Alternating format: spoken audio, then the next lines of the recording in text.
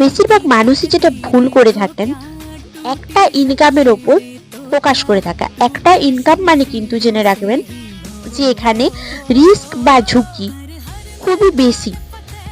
Job গেলে income zero, তাই side income এখন কোনো লাক্সারি না, এটা কিন্তু অবশ্যই খেয়াল রাখবেন, এটা আপনার নেসেসিটি। আপনি কোনো স্কিল দিয়ে শুরু করতে পারেন, যেমন ধরুন affiliate marketing, freelancing, content creation বা অনলাইন টিউশন।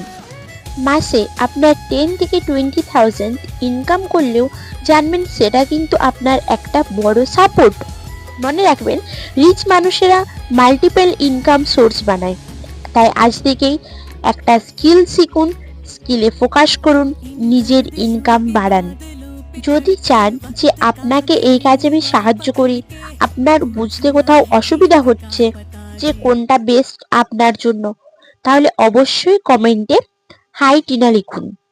এরকম স্মার্ট আর্নিং আইডিয়া জানতে অবশ্যই টিনা গাঙ্গুলিকে ফলো করুন।